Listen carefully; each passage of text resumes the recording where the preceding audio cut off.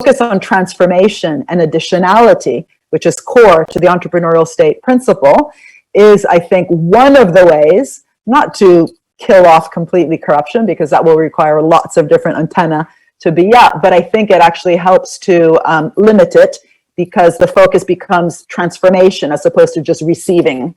So any sort of handout to business can get much more easily corrupted than a pressure on business to transform, to be both more inclusive, paying workers better, having better working conditions, but also steering towards a green direction. Thank you, Professor, for your answer.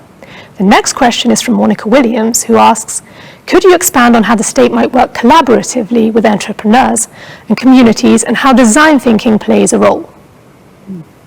Thank you for that question. In fact, my institute is in a design school at University College London, the Bartlett School for the Built Environment, which is increasingly interested in issues of sustainability, prosperity, purpose, and bringing a design thinking lens to it. So again, question is very welcome. I think there's several things one could say. One is the notion that markets are outcomes, as I began my lecture with. They're outcomes of how we govern organizations. That is a design challenge, right? That's how do we design a public organization? Instead of just saying we need public money, the question is, how do we actually design our instruments to actually achieve these public objectives?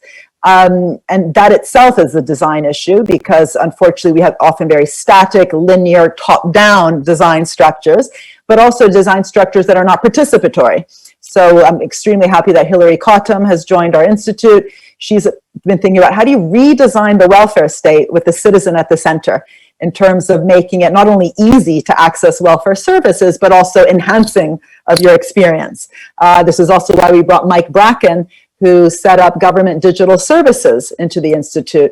They actually, Mike and his team, who set up government digital services to form what later became gov.uk, which won an international design award for a public web platform.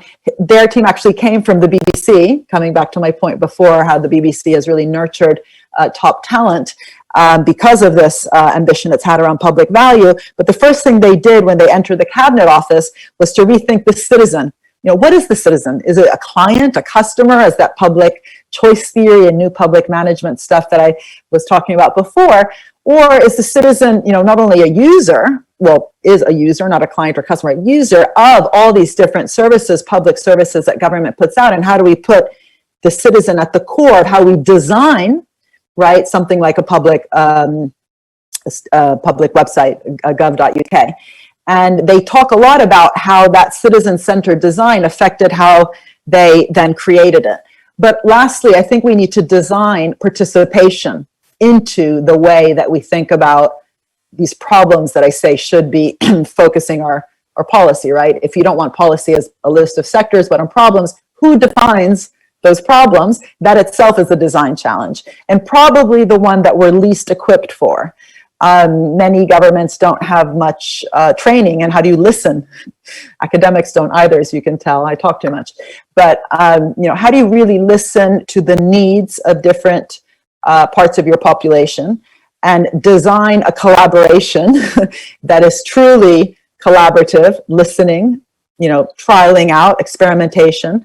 In the Institute, we call this also, we have policy labs, which are very participatory, but again, the first issue is how do you actually listen to what people are saying they need, which doesn't mean you end up producing everything people need, but you need to even think about, Empathy 101, which is not on the curriculum, believe me, in most masters in public administration, but bringing, thinking through citizen assemblies and ways that even, the example would be trade unions, for example, which in some cases are worried about a green transition because of all the jobs that might go in the fossil fuel kind of fueled sectors.